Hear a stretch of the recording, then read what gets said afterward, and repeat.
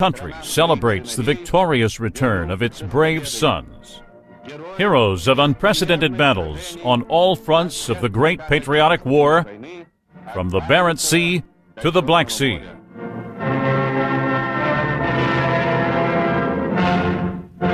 The combined battle regiments. Vocês viram alguma coisa estranha nessas imagens da Parada da Vitória na União Soviética em 1945? Não, Juliane, essas imagens são ótimas. É uma baita propaganda, muito bem feita.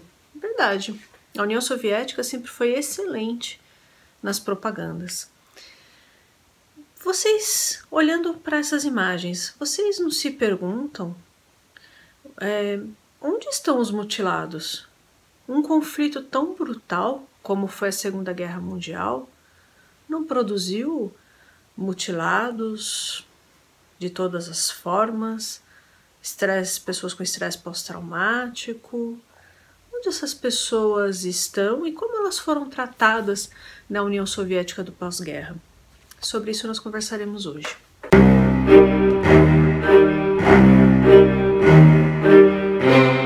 Oi pessoal, eu sou Juliane e você está no canal Vai e Veja, eu falo de história e literatura. Se você gosta, se interessa, se inscreva por favor.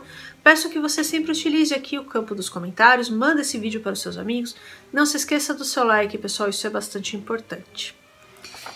Durante os Jogos Olímpicos de 1980 em Moscou, um jornalista ocidental perguntou na União Soviética se o país participaria dos Jogos Paralímpicos, que aconteceria no final daquele ano na Grã-Bretanha.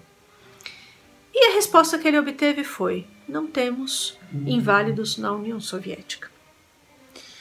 Historicamente, no bloco soviético, as pessoas consideradas deficientes físicas e mentais eram escondidas do grande público e estigmatizadas. Após a Segunda Guerra Mundial, muitos militares voltaram para casa mutilados. Estavam às vezes sem os dois olhos, com o rosto deformado, enfim, sem braços, pernas, né? Essas pessoas, boa parte, achava que eles eram muito assustadores para as suas famílias, né? Eles não queriam aparecer para a esposa, para as mães e tal, daquela forma. Então acabavam ficando nas ruas.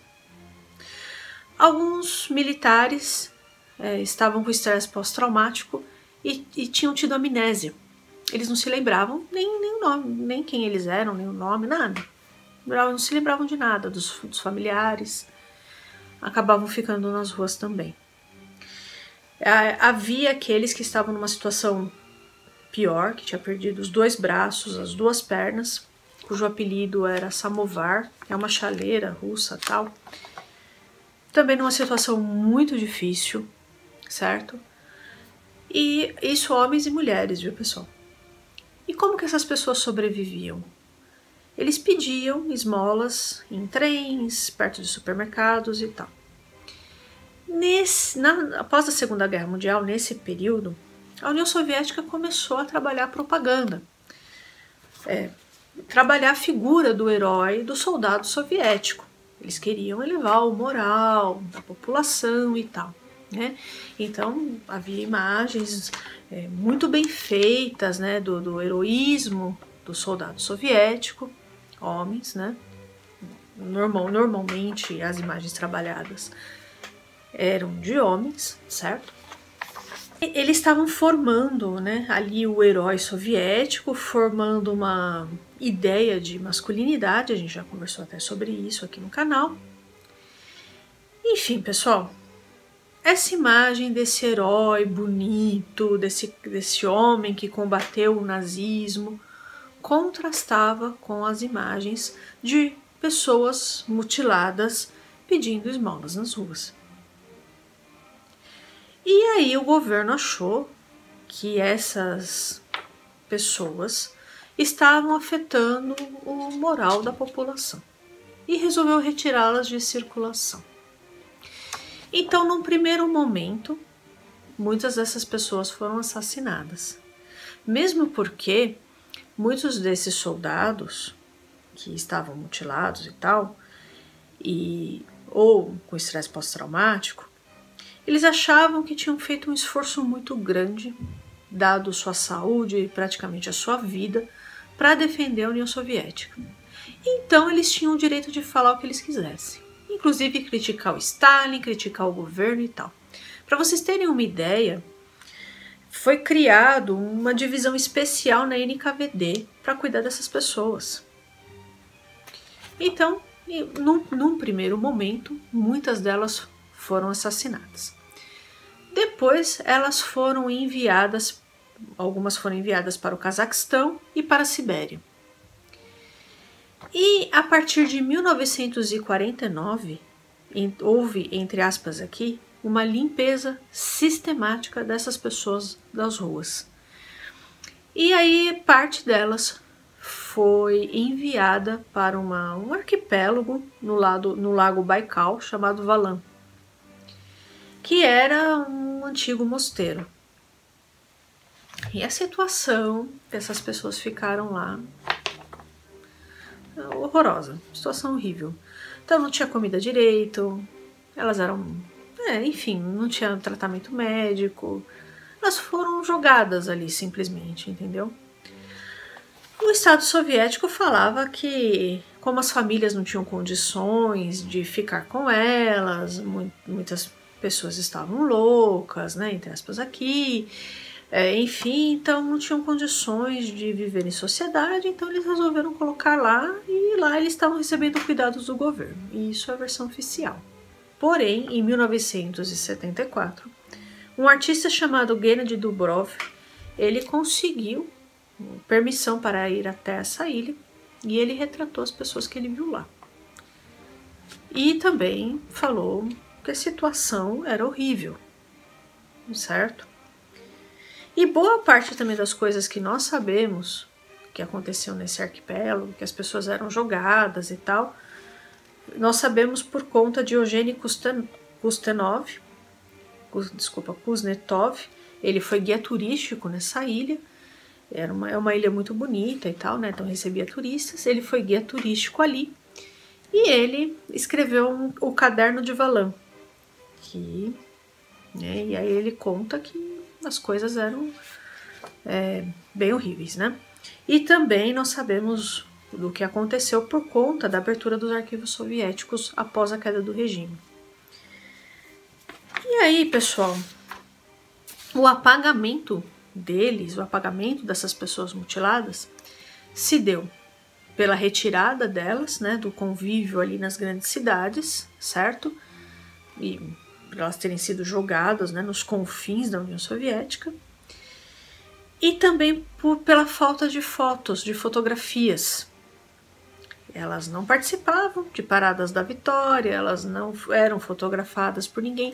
Eu pesquisei bastante e eu achei algumas poucas fotos, né, de veteranos e tal, mas bem poucas. Então vocês entendem que no imaginário soviético essas pessoas não fazem parte. Essas pessoas não são heróis de guerra. A coisa chegou a tal ponto que o Estado começou a interceptar, isso no final da guerra, começou a interceptar cartas de soldados e tal que estavam na linha de frente, com fotos deles. Então, se tivesse, por exemplo, foto de um soldado sem os olhos, coisas assim, ou sem braço e tal, eles retiravam, para não afetar o moral da população soviética. Ou interceptava as cartas em que o soldado descrevia, às vezes para a mãe e para a esposa, né? Eu estou no hospital, perdi as pernas e tal, eles interceptavam também essa carta, né? Muito bem, então vocês vão percebendo, né, como a União Soviética foi trabalhando a imagem desse soldado, né, desse soldado perfeito, maravilhoso, em contraste com a realidade, certo? Na Parada da Vitória de 1945, que é a imagem que vocês viram no início e estão vendo agora, esses homens que estão aí, eles foram escolhidos a dedo, tá? Todos eles deveriam ter mais de 1,77 m de altura, terem uma boa aparência em menos de 30 anos. Stalin queria mostrar ao mundo, ao Ocidente, que ele ainda tinha força, que ele ainda tinha soldados, homens de sobra, caso algum país ocidental, Estados Unidos ou Inglaterra, quisesse enfrentar a União Soviética.